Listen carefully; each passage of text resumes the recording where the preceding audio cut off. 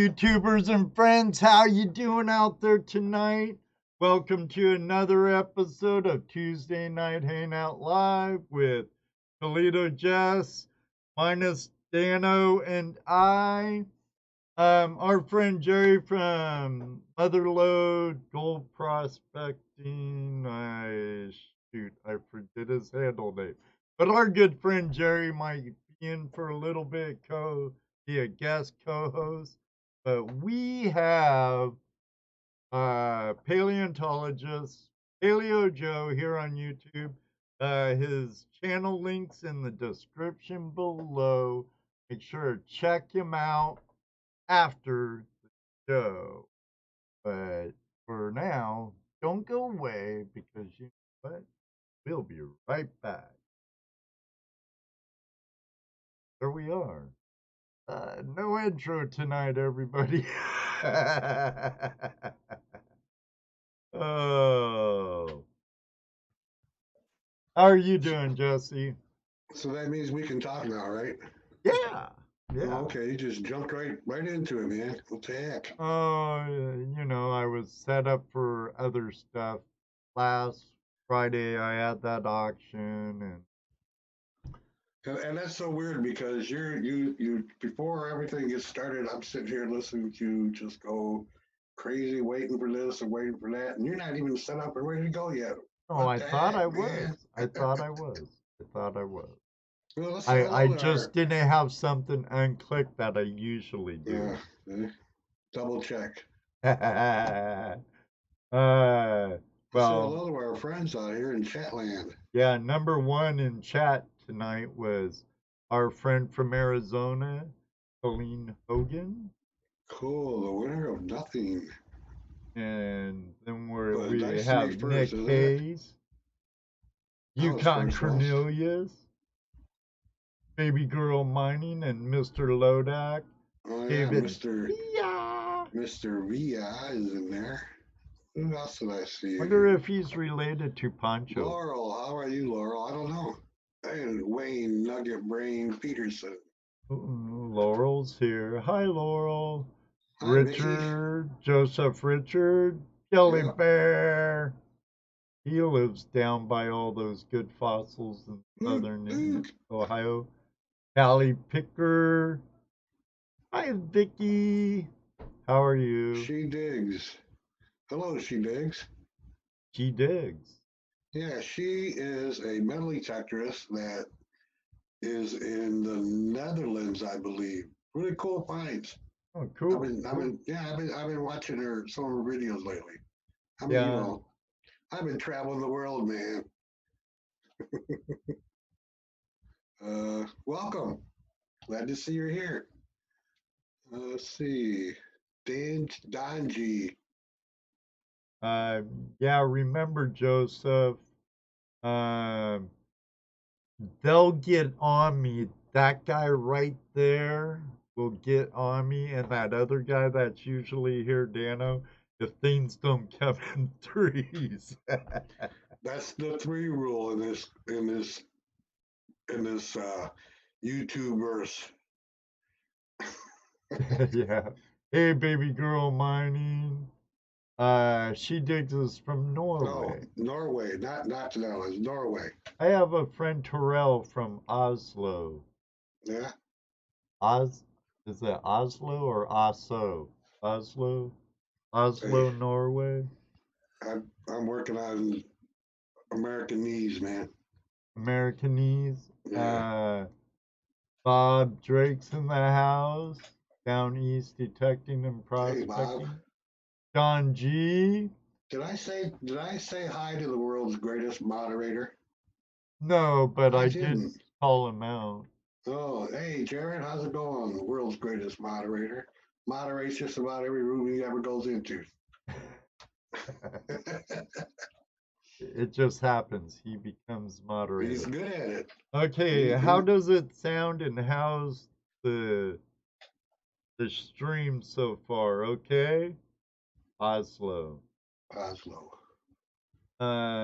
Because a couple weeks ago, things on this end with YouTube kind of a little weird. So just wondering. It's No, saying it looks one good on thing my and end. doing another. Huh? Looks good on my end. Oh, that's good. Only about a 2 or 3 second delay between what I'm seeing and what's happening. Oh, that's good. That's good. Not much. Audio, video, good. Thank you, Callie Picker. Thank you, Randy, Scotty, Tony. All right. Well, let's get to our guest. We only have him for a minimum time. Right. So like I was telling you, Ed, a lot of us prospectors find fossils all the time. Oh yeah, I have a shelf full of them. Right. I started following this guy not too long ago. Oh, probably less than a year ago, I think. I know he was very knowledgeable on Facebook when I joined one of the Facebook fossil clubs. Very knowledgeable. He was all over the place, so I started following him. And then I actually met him at the Toledo Rock and Gem show last summer. So I thought, I want to get him out of here. Because like I said, we always find fossils. And I never know what the hell I'm finding. But I know it's cool, So tonight's guest is, if you can find him on Facebook, Paleo Joe, on YouTube, Paleo Joe, right? Yep. Paleo Joe, how are you tonight? Hey, I'm doing great. How you guys doing today? Oh, we've gotten this far. Yeah. Now you can also find me online, paleojoe.com. I also have a website. On that website, I've got all kinds of stories and videos and all kinds of neat stuff there too. Right, you sell books too, right? You got a few books out. Yeah, I've got some children's books that I've written. They're called Paleo Joe's Dinosaur Detective Club. They're written for kids grades 2 through 6. They're dinosaur mystery and adventure books, and each book's a different creature, different mystery. And the kids are the heroes, and I'm the comic foil. I make all the mistakes, and the kids solve all the mysteries. I've also written several adult books. I've got a trilobite book on the market right now that's called Pictorial Guide to North American Trilobites, which trilobites are my specialty. And then I've got another one that just went out of print. It's called Complete Guide to Michigan Fossils. Since I am a Michigander, I wanted to write a book about Michigan fossils. Cool. So one of the things I was really intrigued with when I started watching your videos of Facebook and stuff like that, I started following you, was the work that you do in showing people how to preserve the fossils. I just thought that was cool. Yeah, there's a lot of different ways we do that. First of all, you got to kind of know where you're looking at, what you're looking for. Once you find that location where you've got a lot of fossils, you got to take a lot of care. Used to be way back when during the dinosaur wars, Marsh and Cope used to use dynamite and backhoes and things like that to get the fossils out of the ground, but that usually destroys the fossils that you're looking for. So we actually get down on our hands and knees with paintbrushes, little toothbrushes, dental picks. Out in the field, we have an air compressor that runs a little micro jackhammer, a little mini jack that we get the bones out of the ground with. It all depends on where you're digging. I just got back a couple months ago with my daughter out of South Dakota. We were digging dinosaurs in the Hell Creek Formation. And the sediment there is really super soft. It's almost like just sandy soil. We're digging in the area that was once the bottom of an ancient river, and there's a lot of river pebble there. And you guys know what river pebble's like. And what happens is as the fossils are formed, they're formed, and the pebbles go around the fossils. You just rip the pebble away, and the fossils, the bones just kind of come right out of the ground. So it all depends on where you're digging, what you're looking for, and the kind of sediment there is. Then once you get it back home, then there's a couple different ways to prepare those. Again, dental picks work really well for the amateur. As you start getting more and more equipment, you can use something as simple as an engraving tool. But then they also make small micro jacks that you can use, little mini jackhammers you can use in your lab. Then we also have something called an air abrasive unit that actually uses high pressure air and powder that works like a sandblaster and blasts away some of the matrix. So a lot of different ways. And then if you break them, my gosh, you got to glue them back together. But we use different types of glue that we make ourselves. But we won't even talk about breaking fossils, just finding them back home. So like when we're out prospecting, like especially down in southern Ohio, at some of the leases down there, I mean, we find layers of fossils, mostly those little round bead things. Um, they look like trade beads. They look like little beads. Yeah, yeah. Yeah. They're called crinoids. And again, if you go to my YouTube page and you look at, or go to my website, it's got stuff there as well. Or my Facebook page is also, Paleo Joe. I talk about things called crinoids. Crinoids are what you're finding. You find those little round discs. Those discs make up a column. I know At the that top of now. the, yeah, at the at the top of the column, there's something that looks a little bit like this. This is called a calyx. This is the top of the column. It attaches right there where that hole is. And then on top of the column, on top of the calyx, then there are feathered fingers that come up from the top of the calyx. The creature is actually an animal. People call them sea lilies or lilies of the sea. They're actually animals. They're related to starfish. They're echinoderms. And what they do is they use those feathered fingers to filter the water and bring the food down to the center of the creature. Well, I brought one with me here. This is the crown. This is kind of the crowning joy when you find one of these. That's the crown right there. So that's the whole animal. That's the top of the animal. Oh, Yeah, that's the top of the animal. it. Here's the stem right there. Mhm. The stem goes down, and there goes down to what's called a holdfast. A holdfast is kind of like the root system that holds it together, but it's not a root because the creature's actually an animal. Here's another different kind. This one's called a cystoid. And you can see the cystoid also has that ball on top. That one's Right. called a theca. And then it's got the feathered arms, it's got the stem, and at the bottom it's got a holdfast where it attaches itself to the bottom of the ocean. So Again, that's a complete one. That's a complete one. And these things are actually, again, animals. They're not plants. A lot of people call them sea lilies, but they're actually animals. Now, what you normally find is you're finding those round discs.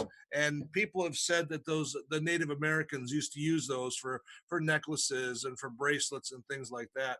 And we've actually, archaeologists have actually found the crinoid discs in Native American sites. So it kind of lends credence to the fact that, yeah, they probably use those for jewelry purposes. Hey, they kind of remind me of puka shell necklaces. Yeah, yeah. Well, it seems to me like if they found them like the way we find them and found them in abundance, that they would use them for jewelry. Why not? It's already pre-drilled hole. Yeah, exactly, exactly. They'd So straighten, on those, what's their average size? Are they all like a foot tall or, Well, 20 feet tall or? yeah, they're between 1 and 2 feet tall. Now, if you go down to Kentucky or Tennessee, down in the river bottoms and the road cuts, you'll find crinoid discs that they're about the size of a quarter. They're good sized crinoid discs, and those will actually be much larger. Averaging average about a foot here where I dig, and then over in New York where you find a lot of them, they're about a foot tall. Okay. So if anybody's got any questions, tag me in there so I can, let's see, here you go. He wants to know, Diamond Miner Ivan wants to know, have you dug for fossils at Ladonia Fossil Park along the North Sulphur River in North Texas? No, I've never been to Texas. Most of the time I spend, let me go into a little background. I dig in New York State, near Penn-Dixie Quarry, near Buffalo, New York. I also dig in the Rochester Shale by Rochester, New York. I've dug in Ohio, in Cincinnati area at Mount Orab, St. Leon, St. Mary's Quarry, down in Lawrenceburg. I've dug in northern Kentucky, Illinois, the Mazon Creek stuff. That's a really cool story we'll talk about. But the Mazon Creek area around Braceville, about 15 miles south of Joliet. Wyoming, I dig fossil fish at Kemmerer. I dig dinosaurs in South Dakota, Utah. I've never made it down to Texas. I kind of want to get down there because there's a lot of good stuff down in Texas. But, what I found is almost every state in the union has got some kind of fossil. Whether it's over by Connecticut, they've got dinosaur trackways. Down in Florida, Georgia, North Carolina, they've got megalodon teeth. We've got fossils all over this country. You just got to do a little bit of research and find out, what kind of things you have. And the best way to do that is pick up a book. They're normally called roadside geology of whatever state you're in. Roadside geology of Ohio, roadside geology. A lot of prospectors have those books. Yeah, and those books will kind of give you an idea what's around. Hi, Jerry. So you made it back. I don't know. Is he mic'd up? Yes, he is. I'm here. You hear me? Yep. What's up, guys? Yeah, Luke Duke says lots of fossils in Indiana. I know in Indiana, when we go down there to prospects, we find a lot of horned coral or horned fossil. Is that a coral? That's an animal also, right? Yeah, corals are also animals. There's really two kinds of corals. There's a kind of a coral, it's called a solitary coral, grows by itself, just one coral head. Mostly what you find in southern Indiana, you'll find those solitary corals. But there's another coral, it's called a colony coral. It grows together in bunches. And one of the most famous colony corals is this guy right here. Petoskey stone? That's the famous Michigan Petoskey stone. Oh, really? That's a coral. They're colonial corals. They're, again, animals. Every one of those little indentations there, every one of those indentations had a tiny little creature lived inside it. It kind of looked like a sea anemone, had tentacles that stuck up in the water. Ooh, and it would grab its food and filter and bring it down inside. But you don't really call it a Petoskey stone. They're called hexagonarea corals when they're in their rough form. The only time you call them Petoskey stones is when you slice them, polish them, and charge people lots of money for them. What is it called? What's it called in its raw form? What's it called? It's called hexagonarea coral. Hexagonarea. I have a piece about like that big. Yeah. It's hexagonarea coral, but it's not a Petoskey till you slice it, polish it, charge people lots of money for it. Gotcha. I talked a little bit about Illinois. There's a place that's a state park called Mazonia. There's another place where another group digs. It's called Esconi Hill because the Earth Science Club of Northern Illinois goes there all the time, and that's their abbreviation for their name. It's a deposit of the Francis Creek Shale, and they call it Mazon Creek. And what we find there is lots of nodules. These are ironstone nodules that we find. And the nodules are the remnants of the old coal mines. What they did is they went in and they strip mined that area about 15 miles south of Joliet. They took all the coal, they took it away to use it for the industry.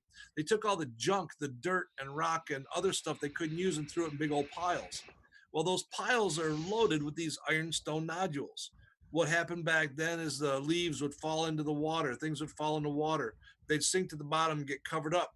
The water had a really high oil or iron content. And what happened was these things created these ironstone nodules. Well, when you get lucky and you pop these ironstone nodules open, this is kind of what you find. Yeah, those are ferns. This is a fern called a Pecopterus. And what happens is when you find these nodules, you don't grab a hammer and whack them. What you do is you take them and soak them in water for about a week. Then you put them in the freezer. You let them sit there for a while, and you take them out of the freezer. Maybe they cracked, maybe they didn't. Well, if they didn't crack, you put them right back in the freezer, let them sit a while, take them back out. You do this up to about 10 or 15 times. After that, if it doesn't crack open, you whack it with a hammer. But in the meantime, that freeze thaw method is the way you usually clean and break these fossils open. I like to put them outside. I live in Michigan, and right now we're just getting over a big snowstorm we had.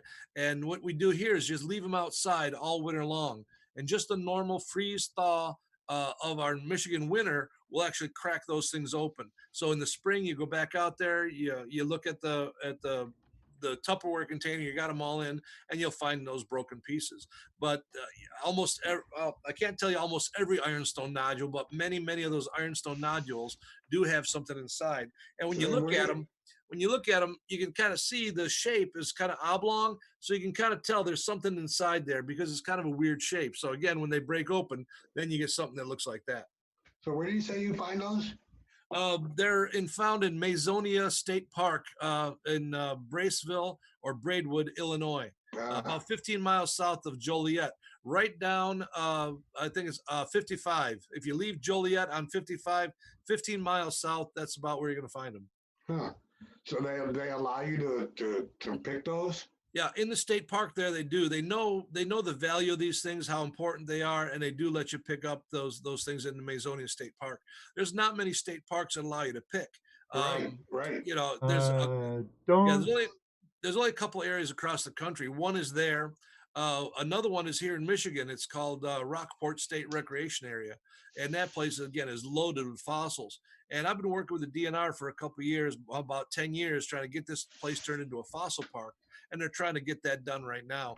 You're allowed to keep 25 pounds per person per year in Rockport. And you're allowed to pick up the fossils and take them home. So that's another location that is a state park, state recreation area where you're allowed to collect.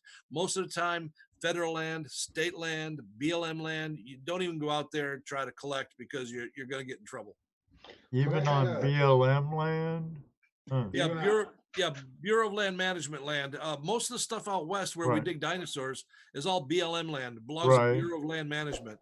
Right. And what they do is they lease it out to people, lease it out to ranchers, but it still belongs to the federal government.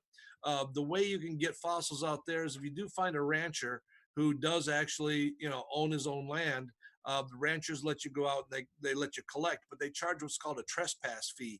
A certain amount of money they charge you to let you go out and dig on their land. So it's like a pay to dig place.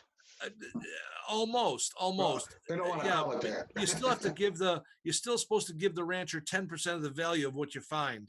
So really it's not a pay to dig site. You just pay the rancher to go out and look. But there are a lot of pay to dig sites. I go to many of them. One of them is a place out in Kemmerer, Wyoming. And in Kemmerer, that area about 50 million years ago was the bottom of a lake. It was a lake of about 950 square miles. And it was right on the edge of a large mountain chain that was all limestone. And what happened is as it rained, the waters would wash down the mountain, pick up lime and other stuff, wash it into the lake, and it would kill everything that was in the lake. Everything would die and sink to the bottom and get covered up. They called it limestone rain as it came down in the lake. And then over time period, that stuff started turning to fossils. The ecosystem would recover again, and once it recovered, here comes again. It comes down and kills the ecosystem. This happened time after time after time, and it built up these large layers of sediment and fossils. And in Kemmerer, this is the kind of thing you find out there. Oh, nice fishy. Yeah, that's a fish. It's a Diplomystus. And this one comes from those fossil beds in Kemmerer, Wyoming. And there it's really easy to get the fish. The place I go is called the Warfield Quarry. They also call it Fossil Safari. You pay $75 for a half a day. I don't know how much it is for a whole day. I only spend 3 hours there and I fill my car full of these fish. But it's a pay to dig site where you go out, you pay the guy, he takes you out into the quarry, and you take the rocks that they knock out of the quarry wall, you tilt them on their end, then you tap them lightly on top, and a crack will start to form. Where the crack forms, you put your chisel and whack it lightly with a hammer, and it opens up. And when it opens up, that's usually where the fish are. And you can keep every fish you find, whether it's a little one, whether it's 3 feet long, 5 feet long, you keep all the fish. The things they won't let you keep is some of the rare items like palm fronds. Those are pretty rare. They won't let you keep mammals or stingrays, other things that are pretty rare. Those things go back to the quarry owner, the operator there, and they either sell those to museums or give them away to museums all across the world. So, but you can keep every fish that you find in Kemmerer. So you got to pay to dig the fish out, and then you got to give them the prize money. Well, the fish are yours. You pay the $75, and everything you take is yours. Right. I come out of there with 30, 40 fish at a time. I mean, it's well worth it. Yeah. It's well worth the time. So somebody was mentioning a place here in Ohio, Cedar Creek. I was gonna bring it up. It's by Dayton. Yeah, Cedar Creek is a good place to go, and the rangers there will take you out and let you dig in the Cedar Creek area. They find a lot of those trilobites called Flexocalamini. Normally, when you find them, they're all rolled up into a tiny little ball. Trilobites had the ability to roll themselves into a little ball, and what they did is they did that for protection from danger. And back then, we were down close to the equator because the Earth is a very dynamic place. It's always moving and shifting and changing. We're sitting on a plate of the Earth's surface. And as it moved from where it is down there to where we are now. But back then, it was a saltwater tropical ocean. Well, what kind of storms do we have? Lots of hurricanes. And what they would do is they'd roll up into a ball for protection from danger and roll around the bottom of the ocean. But the hurricane would hit the land and take dirt and slurry and sediment and clay and wash it out in the lagoons and bury all these creatures. It buried them so deep that they couldn't unroll themselves and get back to the surface of what is now the bottom of the ocean. So they would be entombed in this clay slurry, all rolled up into a tiny little ball. And that's what you're finding most of the time in the Ohio area. You will Right. find them prone, you will find them flat, but most of the time they're rolled up in those tiny little balls. We got a question from Mr. Lodak here in the chat room. He wants to know if you found, he's from Utah where they have no gold. Yeah. He says, have you found a Utah raptor? I've not found a Utah raptor. I do dig in Utah. I dig down by Hanksville. And actually, there's a trilobite site out there, paid to dig site down in Delta. That's another story. But I dig down in Hanksville, Utah. And most of what I've been digging is long neck dinosaurs there. I dig with a museum called the Burpee Museum out of Rockford, Illinois. And they're the ones that have the permit to dig on that federal land. And everything that I find that has to go to that museum. I found a Camarasaurus there. Camarasaurus is about a 60-foot long dinosaur. It's a long neck. I found about 55% of him. I found his shoulder blades. I found his humerus. I found a lot of his leg bones, ribs, and vertebra. I did not find his head, did not find his tail, did not find his toes, but all the major big bones of the body is what I found. We've never found a Utah raptor down there because I'm digging in what's the Jurassic period. Utah raptors are actually in the Cretaceous period, but the state paleontologist, Jim Kirkland, his team is working about 15 miles away from ours, and he has found a bunch of Utah raptors there. And the Utah raptor is the one that should have been in Jurassic Park because the Utah raptors were 6 or 7 feet tall. The one in Jurassic Park, the Velociraptor, that was only about the size of a German Shepherd. So Hollywood has taken a lot of liberties with that movie. But Utah Raptor was about the size of the one you saw in Jurassic Park. Hey, Joseph, I got a question for you, actually. Is there a particular type of bedrock or rock that you're looking for when you're looking for these fossils? Mostly shale. Yeah. Where I'm digging for things from the Devonian period or the Ordovician period, Devonian in Michigan, Ordovician in Ohio. I'm looking for shale, usually a light gray-green shale. That's where normally we find most of the fossils that I look for here. When I start thinking about, and every place is different. When I go to Utah and South Dakota, we're looking for cross-bedded sediment. We're looking for the bottom of ancient rivers. Because what happens is these creatures die. Here comes a flood, picks up all the bones or picks up the creature, washes it downstream, gets stuck on a sandbar, and then it gets covered up and begins to turn into a fossil. So depending on the area of country you're looking for certain types of sediment. Most of the stuff I'm looking for before dinosaur times is all shale, usually gray, light gray or gray-green shale. If I'm out west, I'm looking for that cross bedding from the bottom of ancient rivers. And in the Morrison Formation in Utah, the formation is banded. It's cream color, then purple, then cream color, then white, and then purple. And you see that in the side of the hills, side of the mountains. In South Dakota, the Hell Creek Formation, you're looking at sand. The place where we're digging is north of Newell, South Dakota, which is north of Sturgis, where the bike rally is held. And it's a place called Two Deers Butte, and that's where we find most of the stuff up there. And again, it's in a sandy, cross-bedded sediment. Yeah, the places where I've seen, well, I take it back. The only places around here in California that I've seen it, not to say that there's not other places where they are fossils, but we live in the Bay Area and there's a lot of sandstone, and I see lots of different types of fossils in the sandstone around here. Yeah, sandstone is another location where you can find them. I've got a place here in Michigan down by Jackson. It's called the Blue Ridge Esker. And Esker was an underglacier river. So as the glacier came down across Canada, once it started to retreat, these rivers would form under the glacier, pick up rocks and bring them downstream.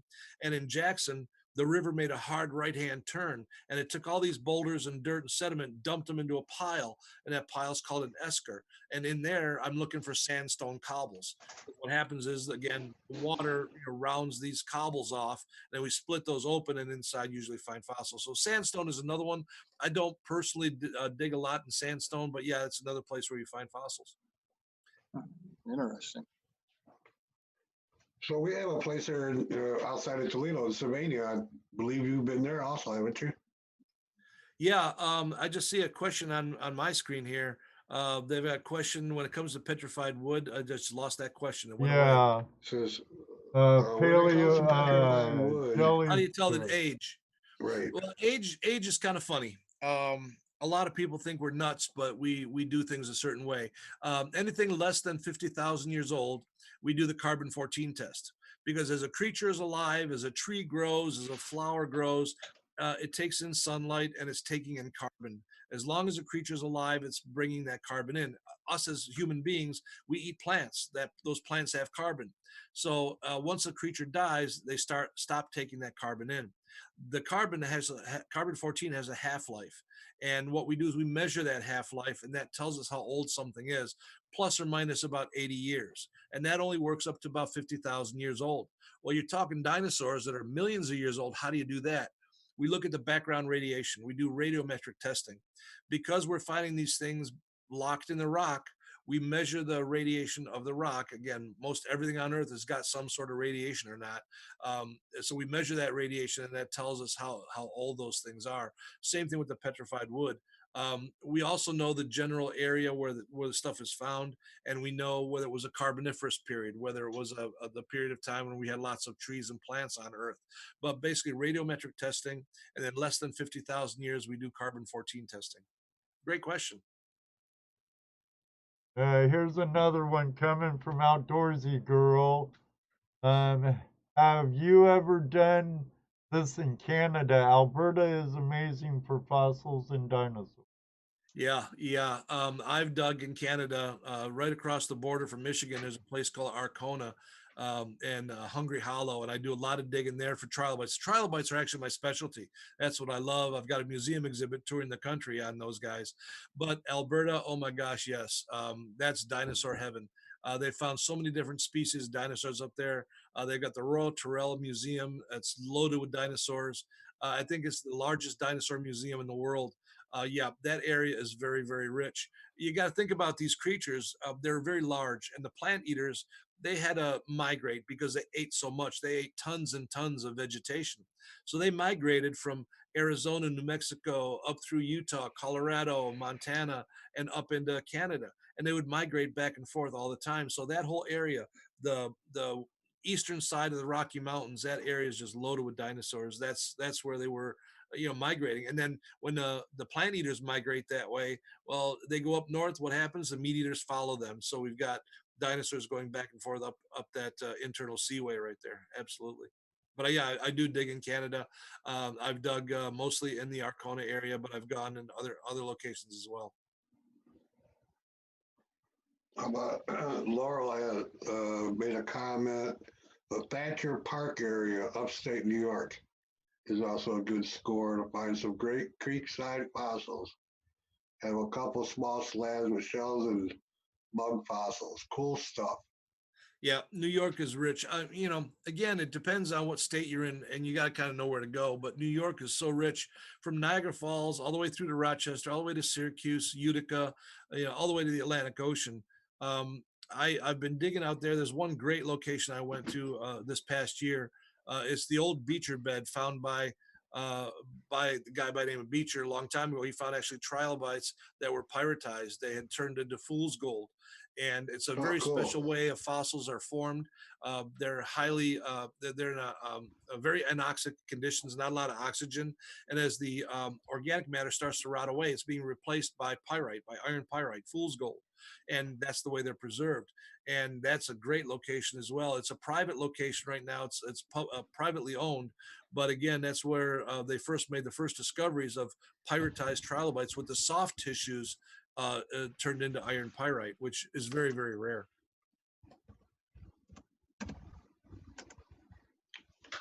Let me say hello and goodbye to a couple people here while we got a second. Not a problem. All right. Yes, Good night, you had, Mojo. Glad you were here. I'll tell you. And then I saw somebody else in here that popped in. Whoopi's in the house with us tonight. Yeah, in the woods with Wolfie from Right. Ontario. See And, you later, Mojo. Oh, Joseph Richards says, "May we see more fossils, please." Treasure I told porn. I told you they were going to want to see more fossils, many as they could see. A whale bone. That's a Triceratops vertebra. Ooh. As part of the backbone of a Triceratops. I had to break this one into 4 pieces in order to clean it. Again, you were talking early on, cleaning and preparing fossils. Right. A lot of times this stuff is stuck in rock and we have to get it out. Once it's out of the rock, a lot of matrix is the rock surrounds the bone itself. Right. A lot of times that matrix, you have to get it off. Well, in order to get some of these things off, some of the matrix off, I had to literally break this bone into 4 pieces before I could, put it back together. But yeah, this is a Triceratops vertebra right there. That's just one of the vertebrae.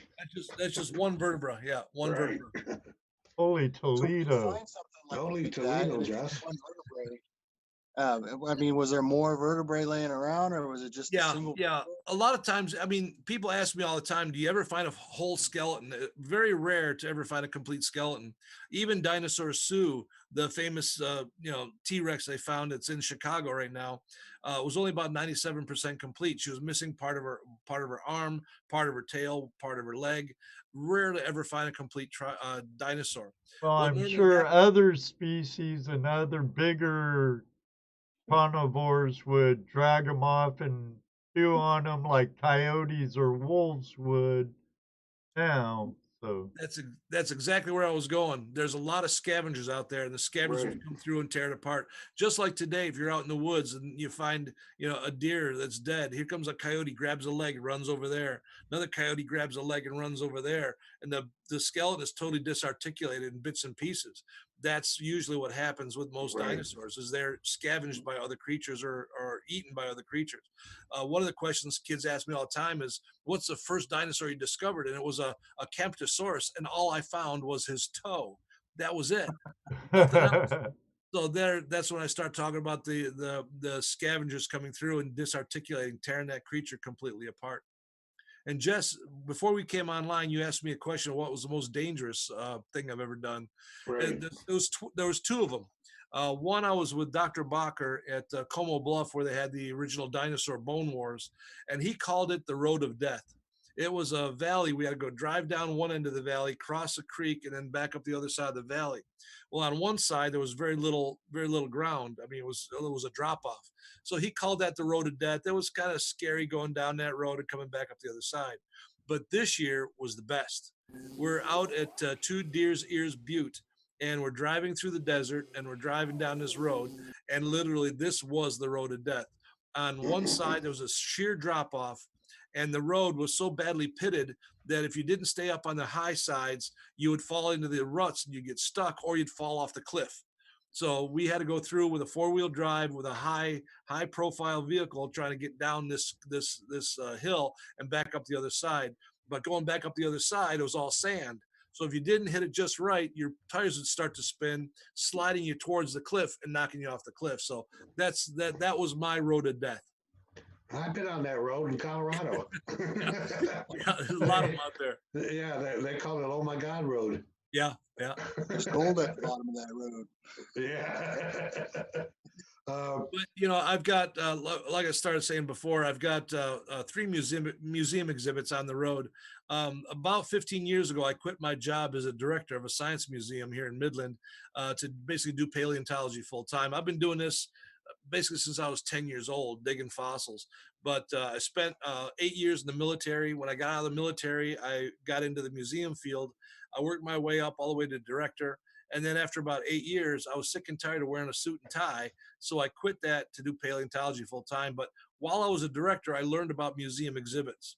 So I have 3 exhibits on the road right now. One's called Dinosaur Prep Lab, where I set up a lab inside a museum, and I go there about once a month, and I prep bones in front of the public, so they can come up and talk to me, and what are you doing Right. there?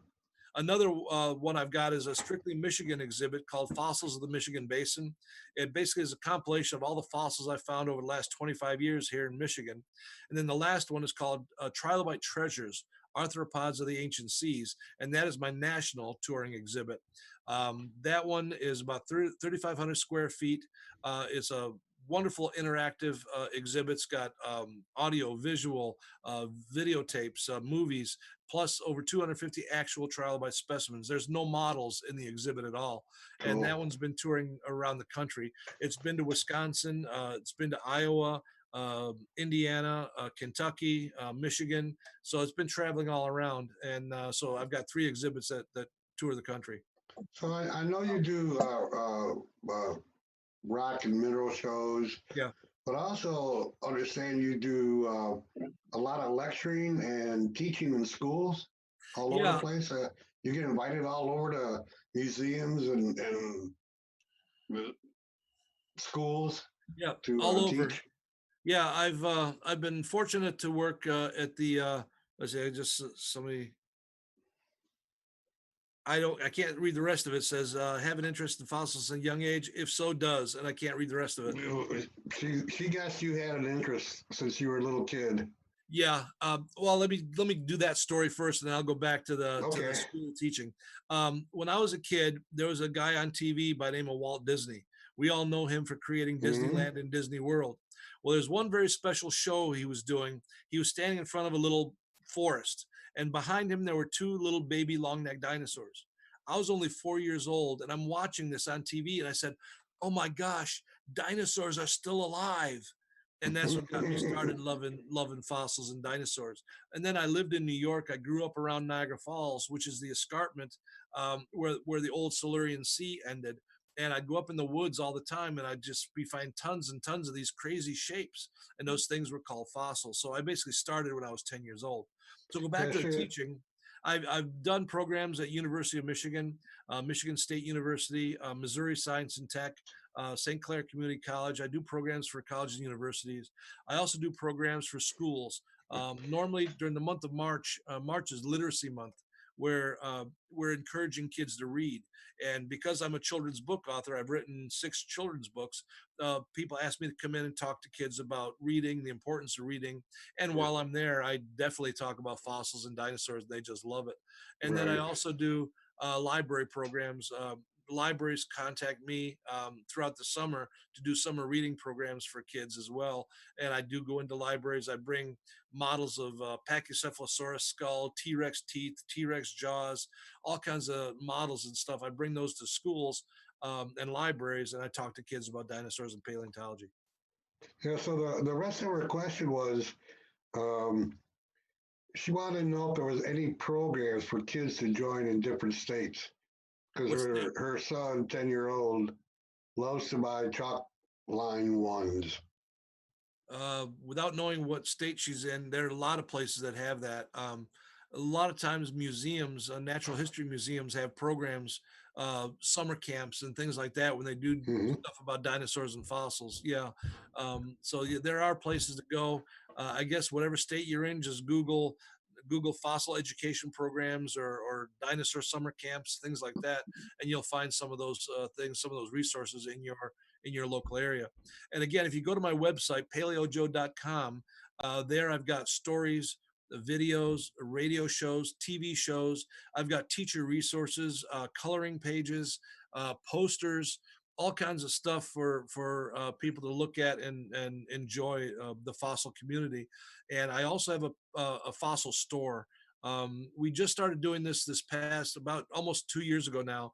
My daughter has decided to run a fossil store. So all my excess fossils and fossils I get from digs, and some of my fossil partners send me fossils, and I go to rock and mineral shows and we sell these things.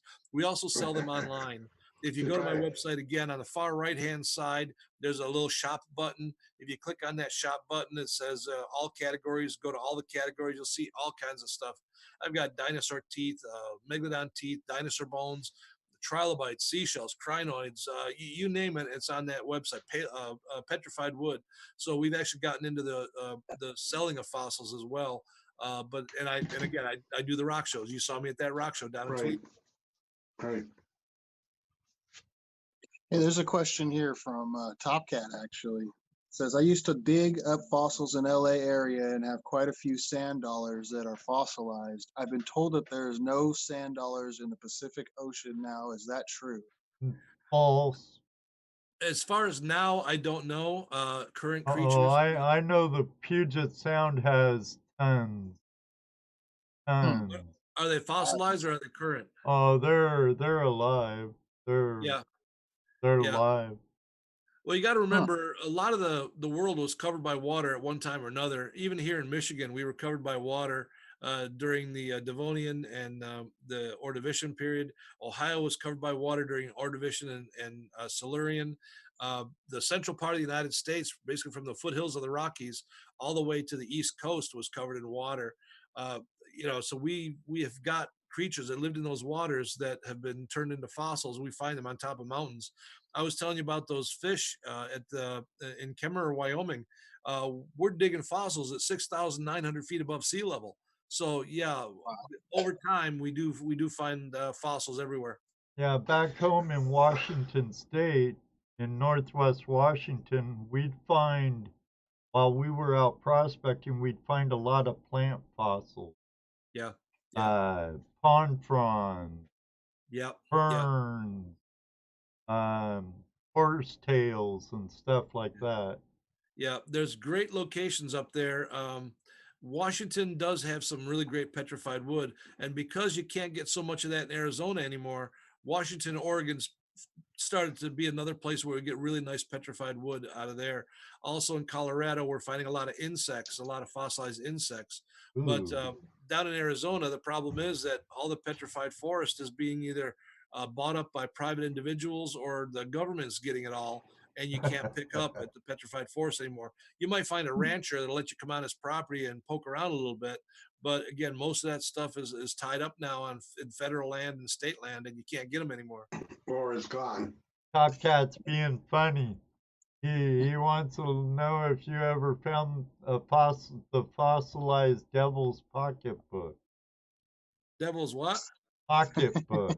No, never. No. I found devil's toenails. Devil's toenails are oysters.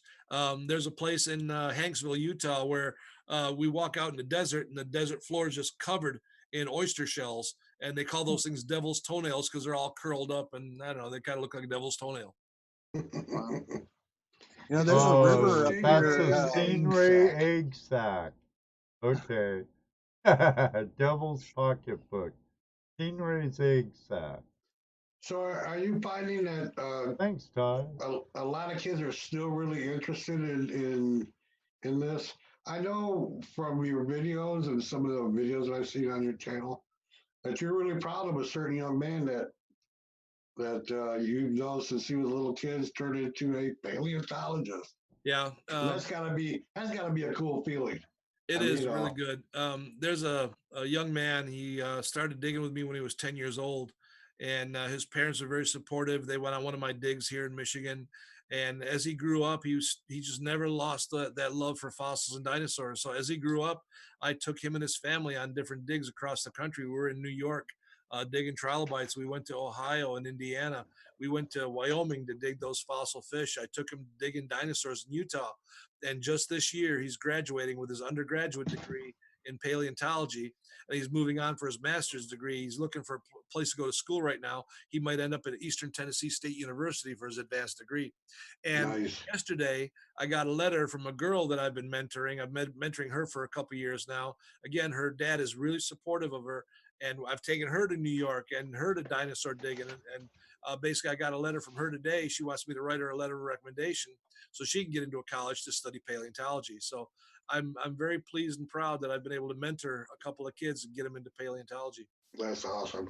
That's Yeah, awesome. really cool. And kids love dinosaurs. They love paleontology. From the time they're really little, they can pronounce most of the dinosaur names. And the parents look at me at some of these programs and say, "How do they know all this stuff?" And now there's a lot of TV shows out there because of Jurassic Park. There's a renewed interest in dinosaurs, Right. and the kids just learn all about it. They watch Dinosaur Train, they watch Dinosaur Dan, and they're learning a lot about this stuff. So that's really cool. It's and really it's going to be lost if the young ones don't Yeah, yeah. learn. The We cool feel the thing same is, way about our prospecting. We the like to cool thing teach the is, younger yeah, generation. yeah. The thing is, when I dig in the dirt, I look at the fragility of life. Life is not not a bowl of cherries. These creatures lived and died and turned into fossils. There were different things that happened that caused the extinction of some of these creatures. Even if it's a minor extinction, just a small, like I was talking about the hurricanes. Hurricane comes Right. through and devastates the ecosystem, kills everything, and then the ecosystem starts to recover again. Well, this has happened over and over again for millions and hundreds of millions of years. And when you dig in the dirt and you find a fossil, a trilobite, a seashell, or a dinosaur bone, you see the fragility of life, and it opens your eyes a little bit. Makes you want to take care of our Mother Earth a lot more than we're taking care of her. Right. So do you have your own theory as to what happened to the dinosaurs, or do you follow the mainstream idea that they were killed off by a meteorite, Well, or maybe something else? I don't know. how much time do you have? Oh, how much time do you have? The cool thing is, I subscribe to a gradualist theory that it happened over a period of time. Yeah, that meteor that came down hit the Earth did cause a tremendous extinction of these creatures, but they were on their way out long before that meteor hit the Earth. Do Um, you think they ate themselves to death? No, no. What No. happened was they had temperature sensitive eggs, just like modern reptiles. If you warm a nest Okay. of turtle eggs too Right. warm, they all become female. If it's too cold, they're all male. So temperature sensitivity, you know, was a contributing factor to why they were gone. Also, in Spain, we found a mountaintop that had dinosaur nests in it. The top dinosaur nest of this one certain creature had 3 or 4 eggs in it. As you dig down deeper, you find another nest of the same kind of dinosaur, had 5 or 6 eggs in it. Dig down deeper, you're going back in time. Dig down deeper, same kind of nest, same kind of dinosaur, had 15 eggs in it. So over time, they were laying fewer and fewer eggs. Is that what killed them off? No. Between North America and Asia, there was a land bridge, and dinosaurs freely crossed back and forth over that bridge. They brought with them diseases, just like when the Portuguese came to Central America, they brought with them mumps and measles and chicken pox, and the Central Americans died off in the hundreds of thousands. Is that what killed off the dinosaurs? No, it's just a combination of all these things that was reducing the population of dinosaurs until eventually, when the meteor hit, it finally did cause the extinction of the dinosaurs. But if it was a meteor that came down and killed off all the dinosaurs within a day, a month, a week, or a year, it would have killed everything. But we got crocodiles, we've got turtles, salamanders, frogs, birds, mammals. Mammals.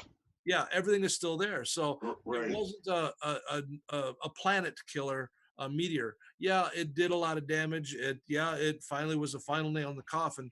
And that's only my opinion. I'm a gradualist. I think it happened over a longer period of time, probably over 2 or 3 million years. They finally died off.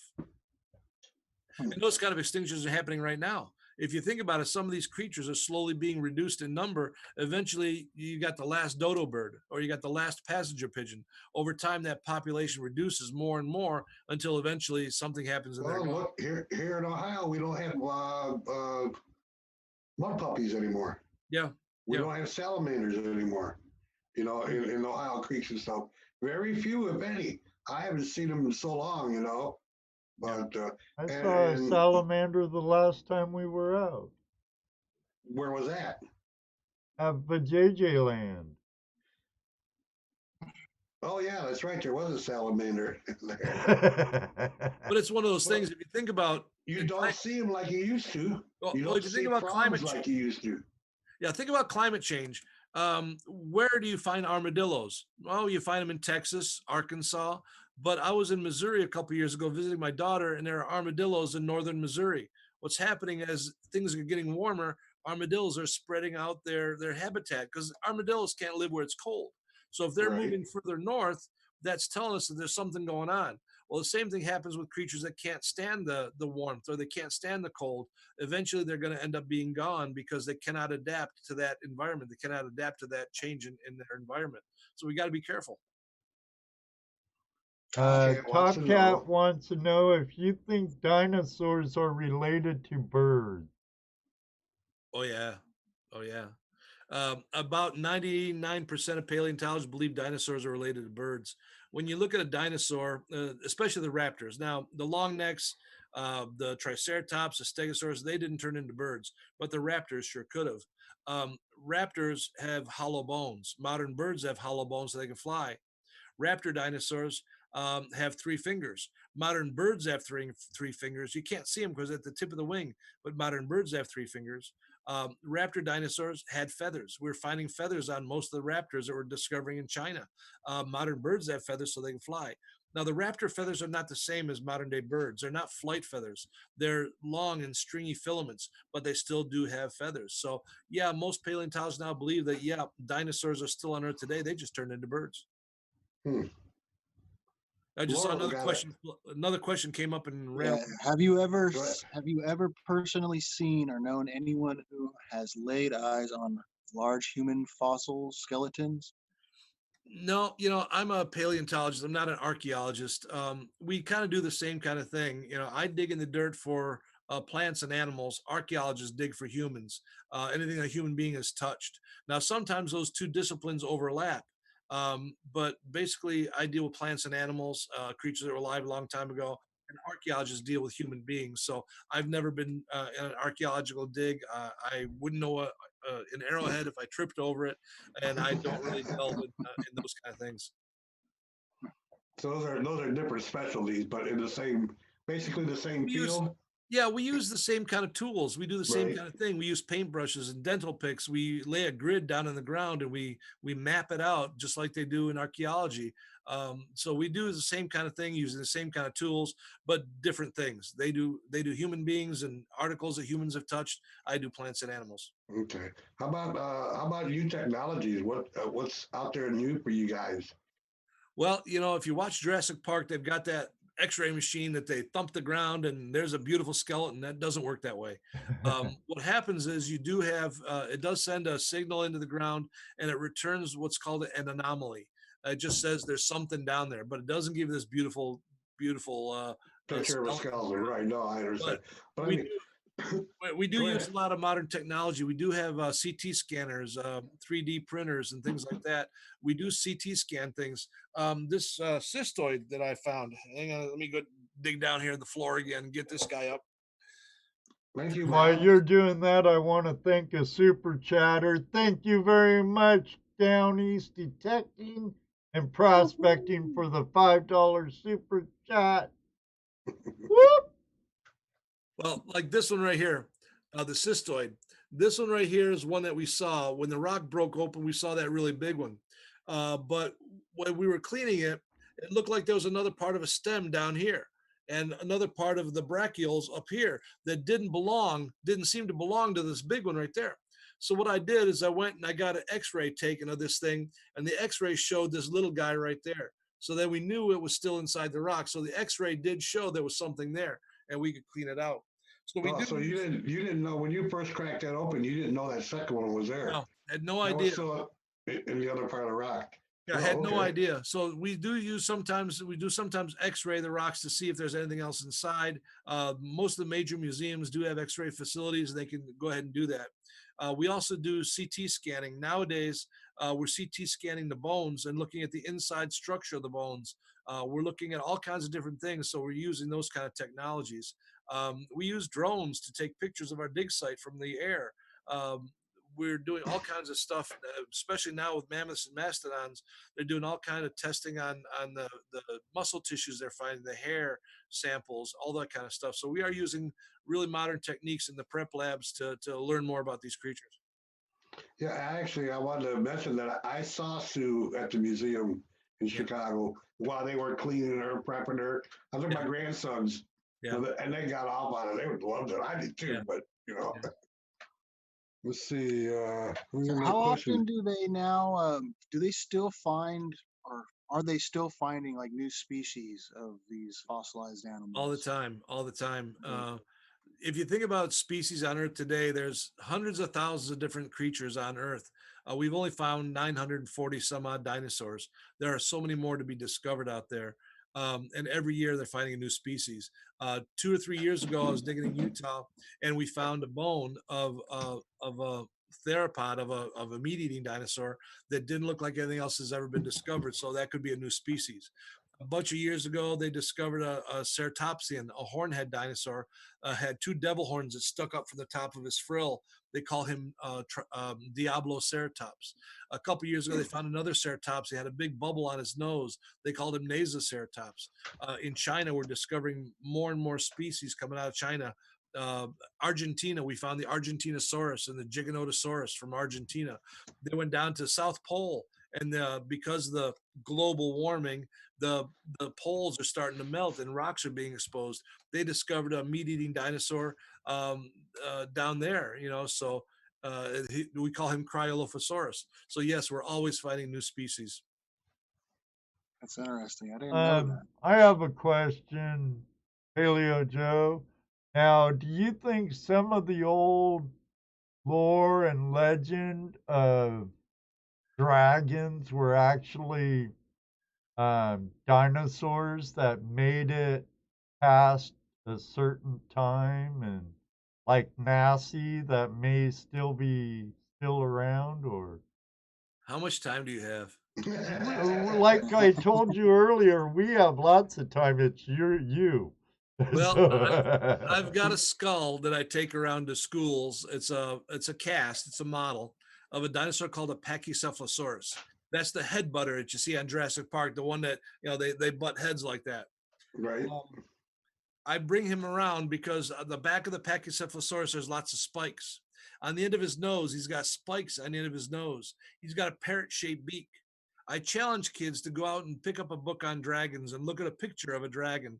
If they can't find a book, go to the computer and Google what a dragon looks like. You'll see dragons have got spikes on the back of their heads. They got spikes on their nose. They've got a parrot-shaped beak.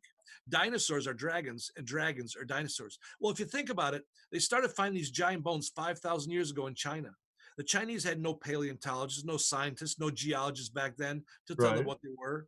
They came up with the myths and legends and stories of dragons. In the Middle Ages, the British people were starting to dig for coal to fire their industry.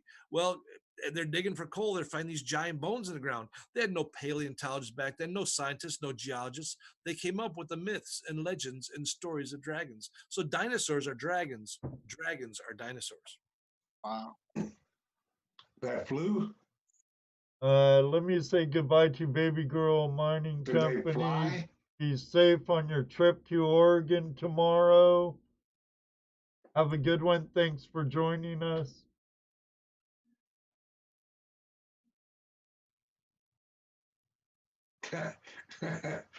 Mr. Lodak wants to know if he watched Jurassic Park with clenched fists. I love the movies because what they've done for us is they've really excited the population about dinosaurs again. Um, Now, paleontologists don't get a lot of money from the government. The government's got enough trouble taking care of the people and doing that kind of stuff. So most of our funding comes from private individuals, endowments, and things like that, raising money or doing different things. Um, but what Jurassic Park has done is reinvigorated the society about learning more about dinosaurs, and that's where you see Land Before Time came out, and like I said before, Dino Dan and Dinosaur Train for kids. You see a lot more of that kind of stuff now. There's a new Jurassic Park movie coming out. Now that stuff is all Hollywood. There's nothing real about that except in the first movie when they're down on the ground with a little paintbrush brushing away the dirt. That's real. Everything else after that is made up. It's Hollywood. Oh, yeah, when But they what it's found them. done, yeah, but what it's done is it's reinvigorated the interest in dinosaurs. It's allowed us to fund more research on these creatures. We know so much more about them than we did before. We've been able to see that the dinosaurs had certain diseases. We've seen arthritis in dinosaurs. We've been able to document broken bones where they've healed over, where the creature didn't die of that broken bone.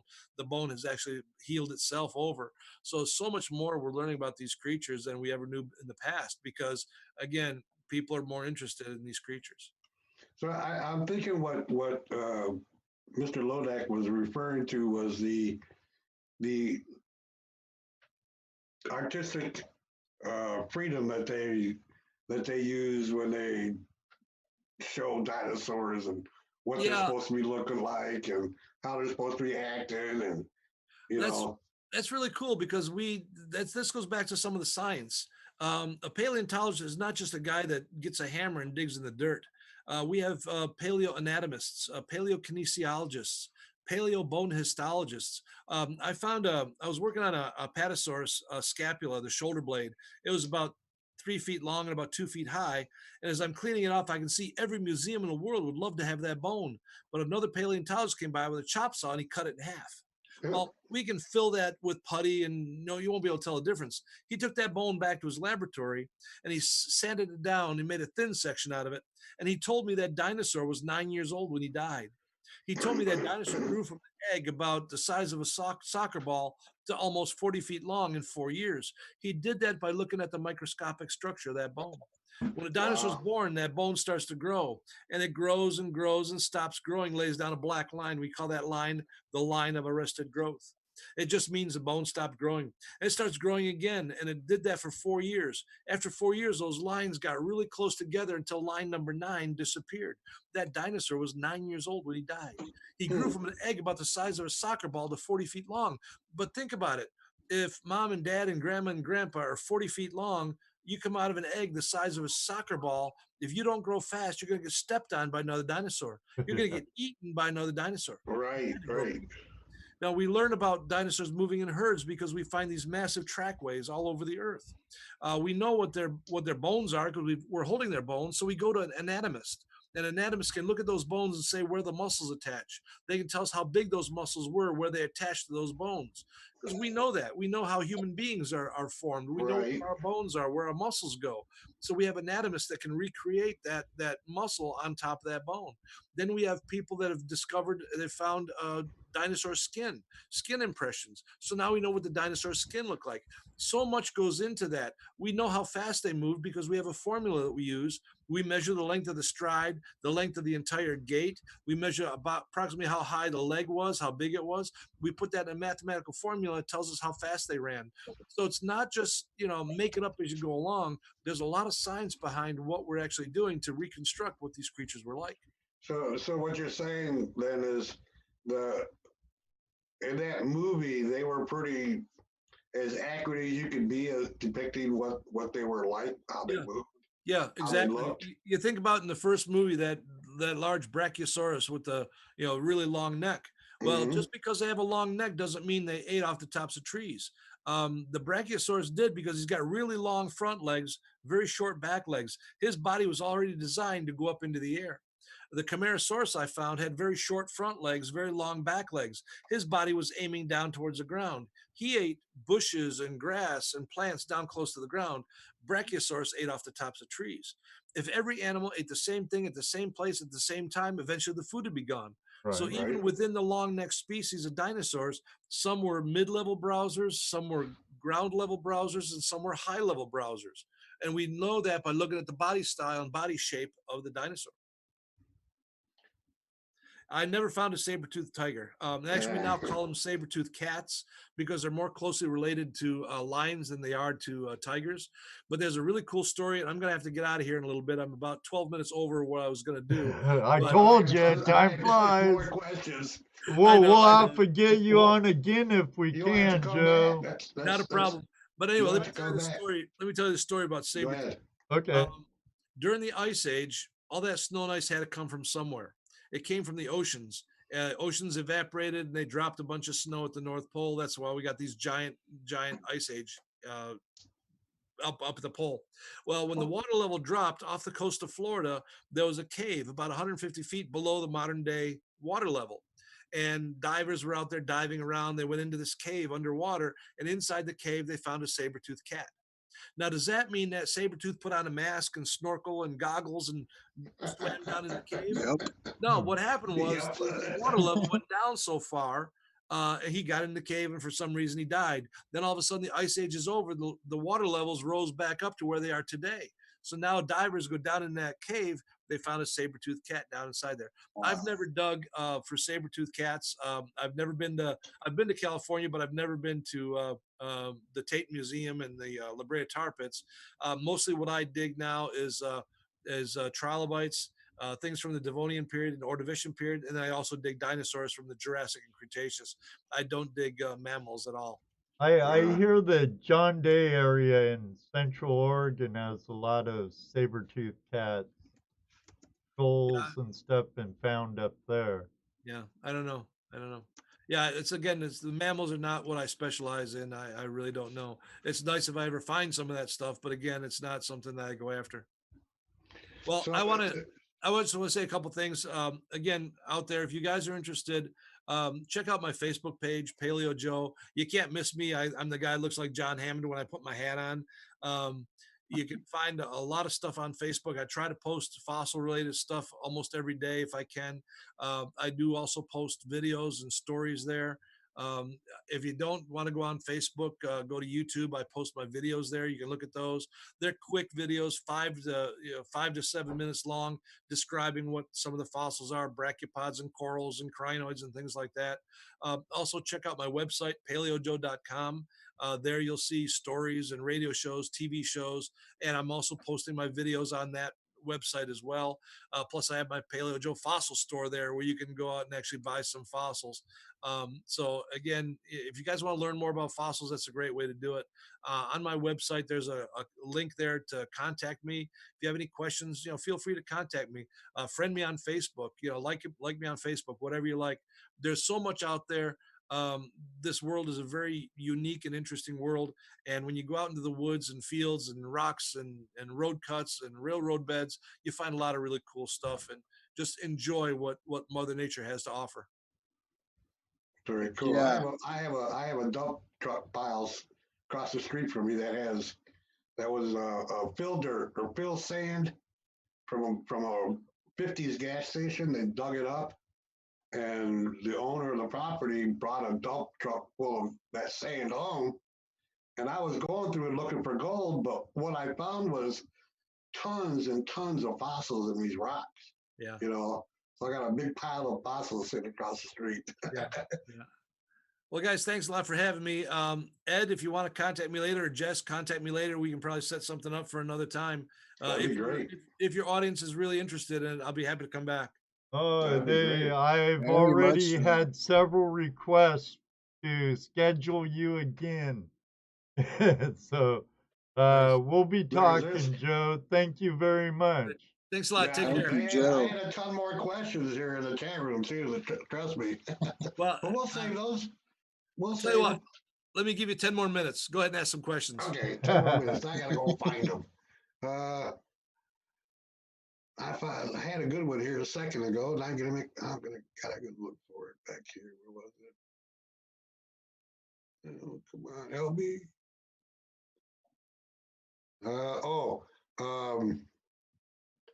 It was about the vocalization of dinosaurs.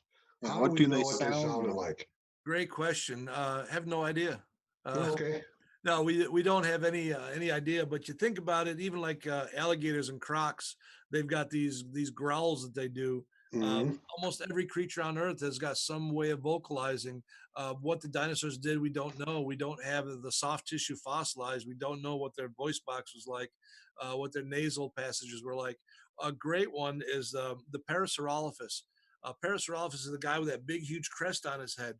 Early Right. on, when it was first discovered, they thought they used that as a battering ram against each other. But when you look at it, it's got when you X-ray it, CT scan it, there's a hollow tube running from the nose all the way to the back of the crest and back down to the nose. a hollow tube. Well, we think it was kind of like a musical instrument. By blowing air through that tube, we think that the Parasaurolophus could make a deep booming sound to let other creatures Wow. know that there might be danger around, things like that. Yeah, But what they actually did, we just speculate what kind of sounds they made. But again, thinking about alligators and crocs are making those growls, yeah, right, dinosaurs probably could do that too. right. Yeah, that question was by Nebo Gold Adventures. He wanted to know what that was. Let me see. In the woods with Wolfie. If Joe is ever digging in central Ontario for anything, can he please keep an eye out for my good hunting knife? Oh, brother. I lost Wolfie. it about 300 years back while polar bears hunting. Okay, funny, funny, funny. Now, outdoorsy gal O, sorry, Chrissy. How does he think gators, crocs, snakes, lizards, etc. survived the ice age? By moving. They move away from the cold. They all have the Change their ability. latitude. Well, they all have, yeah, the latitude where they're living. Right now, they all live down around the equator, up to Florida. They don't go much north of Florida. They go into southern Georgia, Mississippi, Alabama. You find them there, but they don't go any further north than that. Now, there's people saying there's alligators in Chicago, but that's probably stuff that people flush down the toilet, But still, they only live in certain parts of the world that can sustain them. So again, if there's a period of ice age, I mean, the ice age didn't happen today, tomorrow. Right. It happened over a very long period of time, and animals have the ability to migrate away from conditions that they don't like. So Just like again, us. they just migrate down to where it's warmer, wait for the ice age to be over, and then migrate back up. Just like I was saying about the armadillos.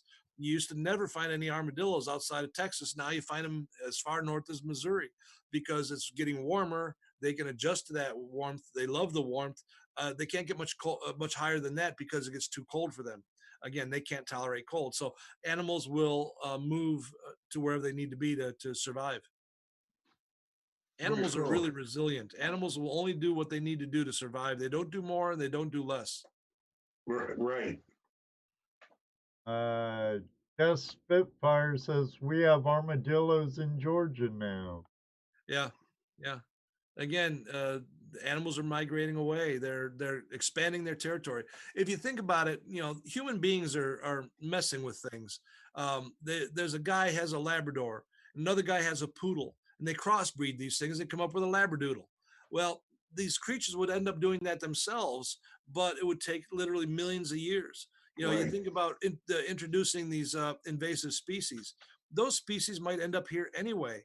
If you watch, I love this show, the BBC show Planet Earth or Blue Planet. Yeah. Yeah. The one I really love is when they're showing this the lizard and a snake on this raft out in the middle of the ocean. You get a tsunami or something, and these creatures get washed into the water. They get onto a raft, then that raft travels across the ocean and hits Hawaii or hits Guam or something, and they move. But it takes literally hundreds, if not thousands, if not millions of years for these animals to colonize a new area. It's gonna continue to happen. It's gonna happen. But what human beings are doing is we're forcing these things to happen a lot quicker. We're taking on ballast in the ocean. We're dropping it in the Great Lakes. Now we got zebra mussels. We got gobies in the Great Lakes. Right. We're doing that. We got Yeah, Chinese carp in Mississippi. yeah. So that kind of stuff is happening. But it would happen anyway. The great story I have is when the tsunami hit Japan, a really big tsunami that destroyed the nuclear power plant. There was a dock that got floated out into the water, and that dock ended up on the west coast. And what they did is they actually they took the dock and destroyed the whole thing because it was covered by life that only lives over by Japan. There were clams on it and snails and forms of creatures that were not in the Eastern Pacific. So what they did is they basically sterilized it and killed everything that was on it because they didn't want those creatures to be invasive on the eastern side of the Right. Pacific. So Yeah. Once they get a foothold, yeah, yeah, you're done. yeah. They're there.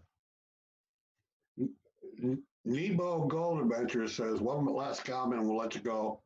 He says, I'm an old dinosaur and I'm going to migrate south very soon. Yeah, that's one of the great things I do in my school programs. I look at the kids, I say all the kids have to sit on the floor because all those old fossils can't have to sit in those chairs. And I consider myself an old fossil. There's one more right there. What does Joe think what's causing it to what? What's causing the global warming? Is You it think? the What is your pole idea? shifting again like they do? Really close. Again, how much time do you got? As much time as you'll allow. Yeah, The Earth is a very dynamic place. The Earth is something it's that's always really changing. special. The Earth doesn't spin around the sun in a perfect circle. It travels in an ellipse. The ellipse is basically a very large oval as it travels around the sun. Every 400,000 years or so, the Earth is very far away from the sun. We have global ice ages. Then 400,000 years later, the Earth gets really close to the sun as it travels around the sun, and we have global deserts. Then North America doesn't spin perfectly on its axis. It wobbles like this. So what happens is every 40 to 50,000 years, North America dips towards the sun as it travels around the sun, creating mini deserts. Then every 40 to 50,000 years, North America dips away from the sun as it travels around the sun, creating mini ice ages. It's going to continue to happen. We're pushing it along with our cow farts, and we're pushing it along with gas, and with all the smoke that we're creating. We're pushing it along, but it's going to happen anyway. We need to cut down on our carbon emissions. it, we're One thing I say sometimes, it's kind of political, but what can I say? Human beings are cockroaches. We use and use and use and don't put anything back. If we continue along that path, we're going to go the way of the dinosaurs. We need to take care of our Earth a little bit. I'm getting political now, but we need. Yeah, well, here on that last little bit, because we are like that, the Earth will take care of itself, and it will either destroy us totally, or make it so that we have no choice but to, Yeah, exactly. in order to survive. Yeah. So we can be as uncaring and anything in the world. Mother Nature's gonna, she's gonna just take care of the problem herself if we don't. That's So right. That's right. Hey guys, thanks a lot for having me come by. Hope you guys it was enjoyed our it. pleasure. You take care. You You too, too. Joe. Thanks, Thank Joe. you very much, sir. Yep. Bye bye. All right. Here, let me get you both down. So, Oh, boy, that was a good show, huh? Good Great. that was guy. really interesting. Everybody liked it. You all like that? You want them back, right? Mr. Lodak. Yeah. For president. We'll definitely get him back. Hopefully sometime if he could stay the whole 2 hours. Right. That'd be great. So Jerry, how's it going, buddy? It's going good. Just Yeah. been working hard on videos, getting out there every now and then. Well, actually getting out there more than every now and then. That's why I haven't been making any videos. So Notice you've been hanging out with Gary, Mr. Two Toes, quite a bit lately. Cool. Mr. finds the gold all the time. Yeah. Mr. finds the gold all the time. Hey, I'll tell you what, man. There's literally one of the last times we were out with the guy, Bennett. Bedrock Bennett's out with us too, and we're all detecting. And Bennett was sitting there just hanging out watching Gary. We're all watching him. And I swear this guy literally says to Bennett, when you stand up, I'm going to find a piece of gold right where you were sitting. Yeah. Sure enough, the guy did it. I'm not joking. Was that in the tailing piles? Yeah, tailing pile? well, hydraulic wash. Yeah, okay. You get your YouTube taken care of tonight? I know you were having some problems with it earlier. No, I still can't. I can't access any of my channel. I can't do anything. I mean, what's creepy is it'll let me look at stuff. It'll let me upload videos, but it won't let me control anything. So I don't know if I'm going to be, I was trying to upload a video tonight, and I thought that I was rendering a video all day today. It was going to take the whole day. And I thought when I came home, it'd be done and I could upload it tonight. But there was something when I left, window popped up and I didn't realize it, so it wasn't even rendering today. So now it's rendering. Oh, I might bummer. have a video out tomorrow. I'm still trying really hard to have a video out tomorrow, but it might be tomorrow or Thursday. So we'll see. Brother, I appreciate you coming in and sitting in for our friend and brother Dano the Mano Oh yeah, I at such appreciate you short asking me, notice. man. I'll do what I You can just- when I'm called upon. Yeah, you just want him to keep working on them balls, don't you? Yeah, oh yeah, you got to get those. Is that what he's doing tonight? No, yeah, He's at work. Oh, He's yeah, you been got to send stuck those at trinks work over a for sure. lot. Yeah, those Dano balls are the best globally. Oh yeah, they're Known world from renowned coast now. to coast. Good We'll have stuff to. for Hey, sure. we'll have to raffle some off, Ed. Yeah, there you go.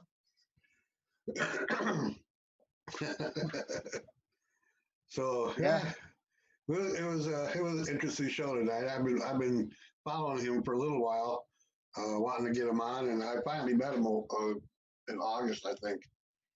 He did a Rock and Hound show here in Toledo, and kind of talked to him a little bit, and hooked him up with the Headmeister, and did it. Yeah, Yeah. he's really interesting. You could listen to I- him talk forever. Yeah, absolutely. And his videos on YouTube are very informative. He's easy to listen to. Just and he's a little bit easier to listen to than Jeff Williams.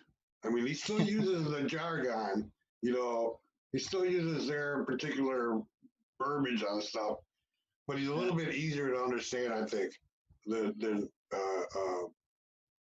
Jeff Williams. I mean, I like Jeff Williams, but I was going to tell you guys, you need to try to get Gary on here. Oh, I I'll want tell to you get some Gary stories. on. I've hinted to Jeff several times. Smith Gold.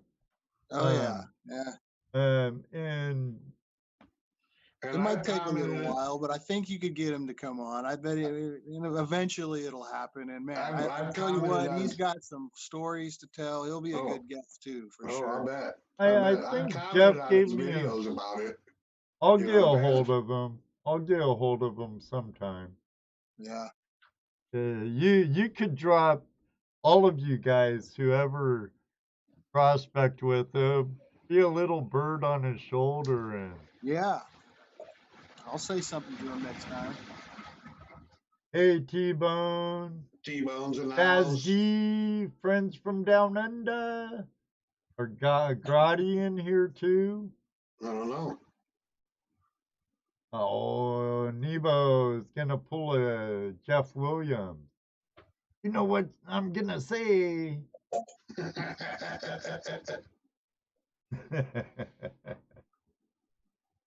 So what do Have you guys planned been for out this lately? weekend? Have you been doing any prospecting lately? It's cold here, dude. Yeah, I've seen Adam. Still finding Well, nuggets that's and Andy. stuff. Hey, Adam's still young and dumb. Yeah, Yeah, I'm he's old, not no over better. 55 yet. Yeah, right. Yeah, he's not in his 60s, almost. I Dude, almost remember when 70 I years was old. in my late The fuck? 20s and 30s, I'd be out there in the snow or in my 30s and Yeah, early me too. 40s up in the snow in Washington and trucking through waist deep snow to get to my spot. Boy, was I stupid. Well, you lucked out with that whole thing. That's a really interesting find and situation, with the excavator and moving all that dirt. That was pretty cool. I enjoyed that video. Finding that nugget. Yeah. Very cool. I saw some, I did pretty good last year when I was up in Vermont for how little we really worked. Most of that trip was driving, but it was well worth it. Yeah. I would have been there this year too, but I went back to Washington. Yeah, it's almost like any day now, basically. And it's been like that for weeks, but literally the weather here is just like right on the verge of just don't coming to an end where it's all just going to be raining for like a month straight. There's And just karate gold disasters after prospecting that. here. Yeah, it's like for here. I mean, we're in the 30s and stuff all the time. Today we did get up in the 40s, low 40s. But for Even me, Lisa, man, anytime I get close to freezing outside, I go outside, my hands just right away start hurting.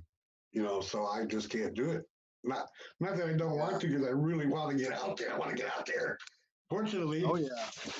fortunately, It I even got messes some. with me I got some sometimes. winter bags. Oh, nice. That'll help me out. I Hey, saw your Brian. deer camp, Luke. It was next to a barn. How close is the house? I I work with a couple of guys who goes hunting with one of the head guys for the HVAC company we always use. And what they do, they set up a pop-up in a pool barn with a big wood stove, probably a big old color TV in there and everything, and they call it roughing it at turkey camp. Hey, whatever works. Nothing wrong with a little comfort while you're out camping. Hey, I'll tell you what, Okay, you guys need to James. do. You got to get yourself one of those little tents for the snow fishing. You cut a hole down and just drop a dredge nozzle down there. There's a sluice box on the outside of the tent. Sit there in chairs, man. Anything really. Thank you, Chrissy. Chrissy's saying my sticker board is looking good. I need more stickers. Hit.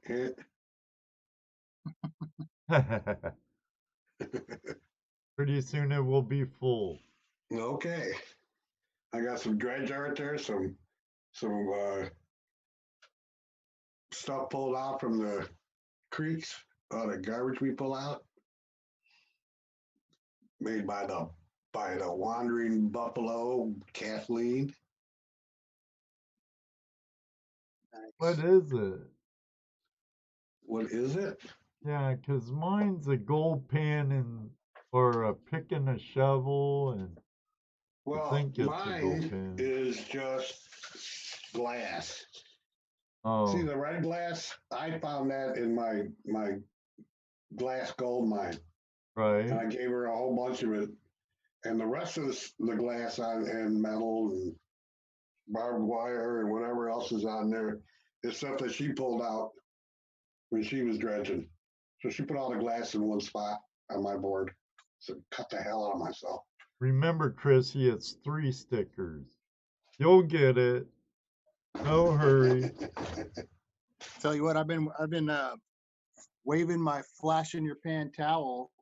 That's been like my flag.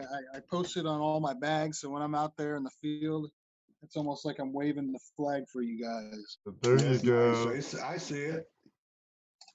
I see it. It's Yeah. cool. Definitely. So we will at some point have a meeting of the whole organization. Yeah, next Yeah, we year. need to do that. Next Need year. to do that. And we definitely need to hook up with Jeff and Gary while we're there. And Well, Prospector Josh better Tim, get his butt there too.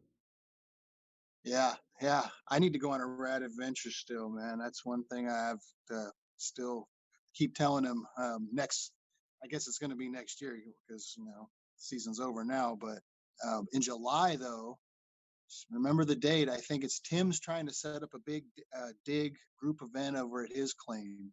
He's got that claim on the North Yuba, and he's trying to have like a big event up there for multiple days. So more information will be to come on that, but just keep that in mind. I think that's in July.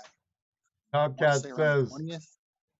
Topcat says tell them about our barbecue this Oh weekend. yeah, and then this weekend we're doing our annual. We did one last year. It was the first annual. We got the locals only. Our whole little group of prospectors. We're doing our barbecue over. Bennett's hosting it at his place. Cool. You know, he's got the creek in his backyard where he's finding gold nuggets with the detector. So we're all Oh, going to kind of play yeah. around and have a barbecue. Hopefully, maybe do a little filming too. So Yeah, I that'll saw be that pretty picture of was that his brother? Oh And yeah, all no, those- it's his cousin Oli. his cousin. Yeah, he kills it with the detector, man. He's I don't want to go behind that guy. I think where he's been, stop going there. Stay away from him. Yeah. Yeah, that looked like he was doing some work to get it though. His hands were filthy. I know one Oh yeah, thing. When yeah. we go back there, I'm packing my Gold Bug 2 or my Gold Bug Pro. Yeah, definitely. It's That or my bringing Knox detectors. 8. Yeah, that's kind of what I've been doing lately. I kind of I took a break. You know, Todd and Justin and Bert and those guys. I feel bad because I want to go meet up with those guys too. But I bought a new detector and it's like pulling me away from the river. You know, I could go down there and we could get gold for sure down at the river. But now that I have the new detector, I've been hanging out with Gary a little bit. I kind of got that nugget fever, I guess. So I did find one. I found a nice piece. I think it was in the group text. It was like a 2 gram nugget. Nice. A couple weeks ago. Yeah. So finding something, just need more of them. You know? Yep. Well, I mean, you're trading off finding a bunch of little specks over Bigger. Yeah. swinging all day and finding a few bigger pieces. So Exactly. it's a trade-off, you know. Yeah. If you'd been out in the river, you probably could have got a couple grams also, but it would have Yeah. been, a lot more work. Definitely a lot more work. You know, it just, you never know with the river, you could do pretty good. I mean, they're on a good spot actually. So I kind of, now that it's played out the way that it has, I'm like, man, I wish I kind of would have gone down there a little bit more because they were doing a lot of like 2 and 3 gram days every day. They were going down there. But yeah, I mean, it's all, you have to do it. That's just part of detecting. You got to go out there and do it and just bite the bullet and come home with nothing. And that's what Gary was saying, you know, listening to him, you know, you could find nothing most of the time, but when you find something, you know, it'll make up for it. And in the long run, you know, you look at it over a long period of time and, you know, potentially you could find a lot more like this. So. Right. I was watching this video where he was using his metal detector, but he wasn't really looking for gold per se, as much as he was looking for those spots where a lot of iron and lead is dropped, and that's what he was looking for. So he wasn't. What he was saying is, it doesn't matter what, what metal detector you're using. It's just how you're going to use it. Take any metal detector, you can find, iron and lead, and it will help you find the gold if you know how to use it that way. And it makes a lot of sense, Just look for those spots where there's just a lot of crap. Dig it up, find that nugget, hide in there. Yeah, no, that's it's funny you say that because that's kind of what he was saying this last trip. He was like, look for the spots when we're up in that hydraulic wash. He was like, you want to find the spots where there's trash because that's where, you know, a lot of normally people will pick it up. You know, it's rare people will throw it down and then it won't be too deep. You'll be on the top somewhat. And you're finding nails, you know, a good 6 inches, 7 inches down. And but yeah, you find that gold out there, man. And it's just it does something to you. It does the same thing that little speck did to you the first time you saw one. No, yeah, you know, watching Gary, man. I mean, he's like the magic man. He just you go anywhere with this guy, and he'll find the gold, and it's you're just scratching your head like, how does this guy do it? You know, but he tells you, oh, look for the spots where there's lots of targets. Look for the spots where there's lots of targets because it hasn't been dug. And sure enough, that's where he was pulling it, you know, pulling the nuggets from, right in the middle of all the trash. There was actually on the forums, I was on the forums this morning, and there's a banner find on TreasureNet. And it was a guy that found a two ounce nugget. He was looking for coins. He was somewhere looking for coins in a gold bearing region, not necessarily out in the gold fields, but Right. it's really nice nugget, man. It's been a while since a Nice. nice piece like that's been found on there. And he was just looking for coins. He said this is way north California, probably up by Shasta or something, I'm guessing. Yeah, because I mean, those nuggets could be anywhere. I mean, Yeah. People think I'm crazy because my desire is to find a softball sized nugget here in Ohio. It could happen though. It If could you're in the happen, right place. You never know. You never know. It's Hey, crazy like that. It might have started off as a basketball size when it come down from the glacier, and through the process of getting dropped out, everything has wound up being a softball size and stuck in some crack somewhere, waiting for me to find it. Exactly. Just waiting there. Yeah. Hey, I got a dream, right? If I don't have that dream, what's the purpose? Yeah. Gotta have dreams, brother. Gotta have dreams. Gotta keep on digging. You bet. I'd be happy with finding one of the sizes I did when my baby was a baby. Man, that would be what, something that size would have to be like in the, I'd say like multiple, maybe 40 to 100 pounds or something, a baby sized piece of gold. No, it was about the size of my palm. Oh, I found it on on the Scott River by the mouth of it, where it goes into the Klamath, Just sitting there Northern waiting for California, by Hamburg, Northern California, on the Klamath River. really? Scott Wow. River, actually, but it was really close to the Klamath. Hey, Adam, how's it going, buddy? Adam, that was in like Pops in 92, What's up, Adam? 93. I think it was 93, 94, something like that. Gold was like 300 an ounce or something. And how big was it? Oh, several ounces. Wow. Yeah, Nebo Gold Adventure says he'll use his detector in rivers to pre-search for heavies before I dredge. Works more often than not. I do the Yeah. same thing, I've been using my detector more than my pendulum and rods. I've noticed that too. Yeah. I, He's changing from his witchery to electronics. if it's witchery, I don't want nothing to do with it. If it's Whatever it is. physics, it's one thing. If it's witchery, I'll be like you with it, Jesse. Well, hey guys, I think I'm gonna jump out of here. Yeah, I think we can It's bring getting this about that night time. to a close. Sure. Yeah. Let me get my ugly mug back on here.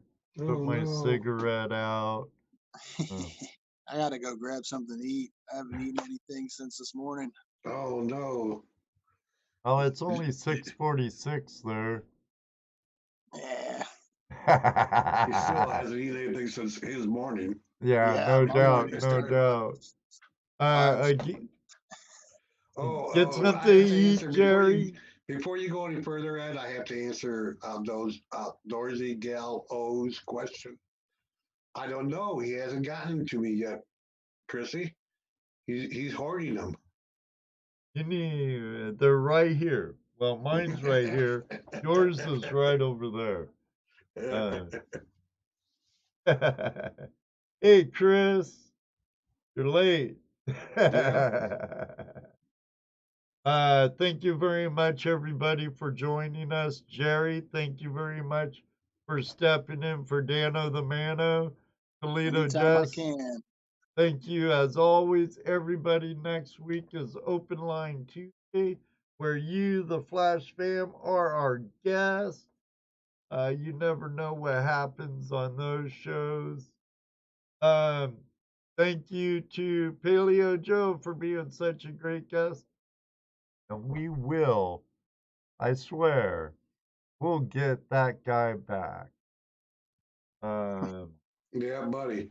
So until next week or next time, may you always have a flash in your pan. And you know what he's going to say next. That's right, Jesse. Maybe one day too, we'll meet you on the river. Good night, everybody.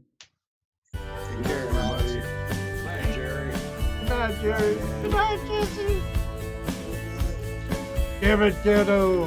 Why are you working? Oh, Brian wants me to call in. 5, 4, 3, 2, 1.